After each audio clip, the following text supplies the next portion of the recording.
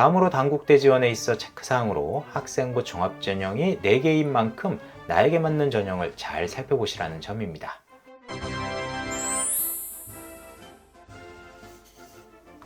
안녕하세요, 입시닥터입니다. 본 내용은 2026학년도 대입 수시를 준비하는 학생들을 위한 내용으로 2025학년도 대학별 합격자 성적 분석 시리즈입니다. 숫자에 답이 있다 라는 생각하에 25학년도 합격자 성적을 꼼꼼하고 디테일하게 분석해 봤습니다. 오늘 소개할 대학은 경기권의 주요 대학 중 하나인 단국대 죽전 캠퍼스입니다. 2023학년도부터 25학년도까지의 수시 합격자 성적, 경쟁률, 추가 합격 순위를 학과별로 정리했고 26학년도 단국대 수시지원 체크 포인트까지 정리했으니 내용 끝까지 살펴보시기 바랍니다. 본격적으로 2025학년도 단국대의 수시 합격자 성적을 살펴보겠습니다. 첫 번째로 소개할 단국대 수시 전형은 죽전 캠퍼스의 유일한 학생부 교과 전형인 지역균형 선발 전형입니다. 학생부 교과 100%로 선발하고 2개 합 6의 수능 최저가 적용되어 선발했습니다. 학교장에 추천이 있어야 하나 추천 인원에는 제한이 없으므로 일반적인 학생부 교과 전형이라고 생각하시면 됩니다. 인문계열부터 살펴보면 합격자 성적이 25학년도에 가장 높았던 학과는 2.09의 경영학과였습니다. 24학년도에는 23학년도 대비 소폭 하락이 있었는데 25학년도 들어 인문계열 학과 중 가장 큰 성적 상승을 하면서 원래 자리를 찾는 데 그치지 않고 더 향상된 결과가 발표되었습니다. 가장 합격자 성적이 낮았던 학과는 3.11로 24학년도 대비 1.4구나 하락한 미디어 커뮤니케이션 학과로 발표되었습니다. 이 학과는 25학년도 성적 하락이 예상되었던 학과였습니다. 24학년도 합격자 성적이 예상 밖으로 너무 높게 나오면서 25학년도 수시 지원자들을 움츠러들게 만들었기 때문입니다. 이렇게 예상 밖으로 높거나 낮은 학과는 다음에 대입에서 반대의 상황이 나올 수 있는 만큼 상향이나 안전 지원자는 조심해야 하겠습니다. 자연계열학과 중 합격자 성적이 가장 높았던 학과는 2.09의 수학교육과였습니다. 3년 연속 합격자 성적이 가장 높았던 학과입니다. 반대로 가장 합격자 성적이 낮았던 학과는 컴퓨터공학과로 3.20으로 발표되었습니다. 컴공의 인기가 4, 5년 전만 못하긴 하지만 너무 하락한 결과로 생각되는 만큼 26학년도에는 큰 폭의 상승이 예상되는 학과가 되겠습니다. 이어서 2025학년도 단국대 학생부 종합전형의 합격자 성적을 살펴보겠습니다. 단국대 죽전 캠퍼스에는 총 4개의 학생부 종합전형이 있습니다. DKU 인재 서류형, DKU 인재 면접형, 소프트웨어 인재, 창업 인재가 그 전형들이죠. DKU 인재 서류형부터 살펴보겠습니다. 이 전형은 전형명에서 알 수 있듯이 서류만으로 학생을 선발합니다. 서류 100% 전형에 수능 최저는 없습니다. 참고로 DKU 인재 서류형과 면접형은 2024학년도부터 변경된 전형으로 선발하고 있어서 2개년 자료만 정리한 점 감안해 주시기 바랍니다.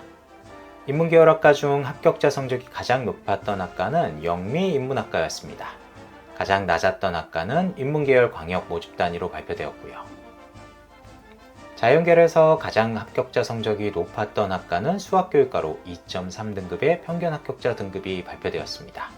가장 낮았던 학과는 토목환경공학과로 2년 연속 가장 낮은 합격자 성적을 기록했습니다.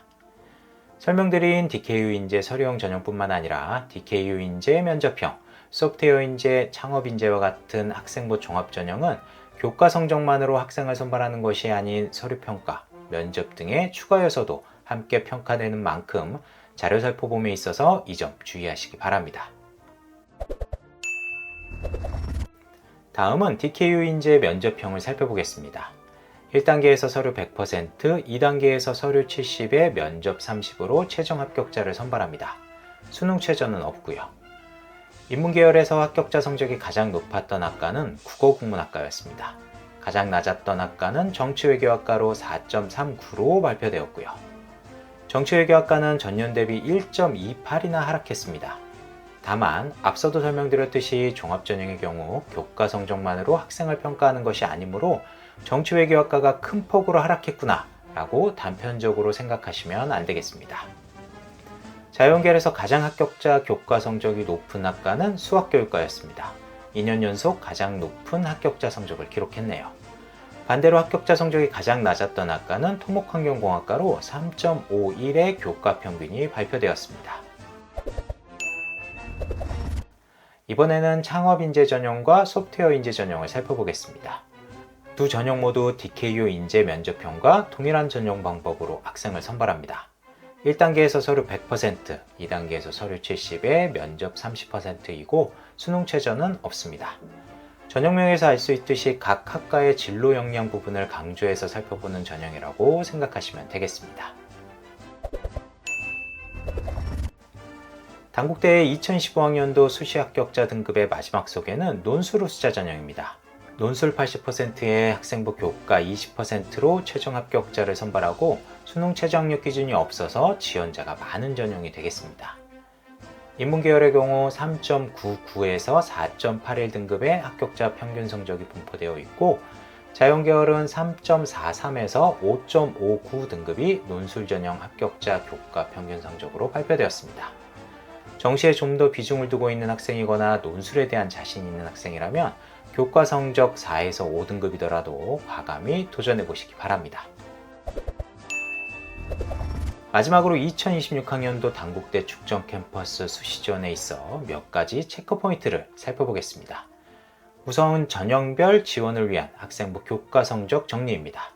2025학년도 합격자 성적 기준으로 학생부 교과 전형인 지역균형 선발 전형은 2.09에서 3.2등급, 학생부 종합전형 중 DKU 인재 면접형은 2.5에서 4.39, DKU 인재 서류형은 2.4에서 3.34 등급이었습니다.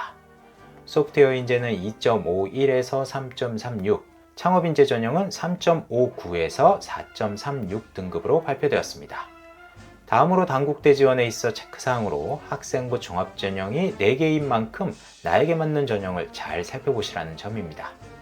면접의 자신 유무나 생기부의 완성도에 따라 면접이 없는 DKU 서류 전형과 면접이 있는 DKU 면접, 소프트웨어 인재, 창업 인재 중 고민해야 하고 지원 전공과 관련된 진로 역량이 생기부에 얼마나 녹여져 있느냐에 따라 DKU 인재인지 소프트웨어 창업 인재인지를 선택해야 합니다.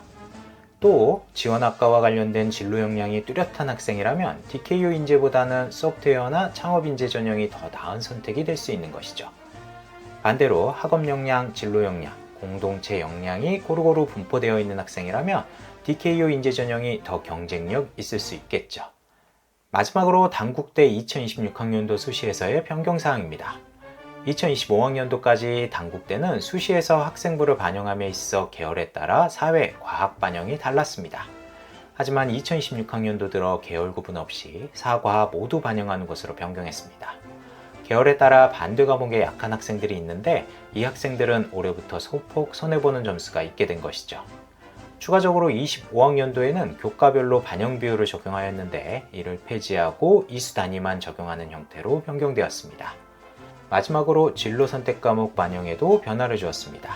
작년까지는 최대 3개만 반영 가능했으나 26학년도부터 진로 선택 과목도 반영 교과 기준으로는 모두 반영하는 것으로 변경되었습니다. 성취도별 환산 등급도 B가 2등급에서 3등급 반영으로 변경되었으니 참고하시고요. 여기까지가 이번에 준비한 단국대의 2025학년도 수시 등급 분석, 26학년도 단국대 축전캠 지원 팁이었습니다. 단국대 축전 캠퍼스의 3개년 경쟁률과 추가 합격 순위는 이어서 남겨놓았으니 관심 있으신 분은 참고하시고요. 단국대뿐만 아니라 다른 대학의 25학년도 수시 성적 분석 및 경쟁률, 추가 합격 순위, 26학년도 지원 팁도 지속적으로 업로드 계획에 있습니다. 중위권 학생들을 위한 자료에 좀 더 집중하기 위해 2등급 후반에서 5등급 사이의 합격자 성적이 분포한 대학들을 중심으로요. 중위권 학생이라면 구독 및 좋아요를 통해 이러한 정보 놓치지 말고 받아보시기 바라며 앞으로도 많은 관심 부탁드리겠습니다. 이상 입시닥터였습니다. 감사합니다.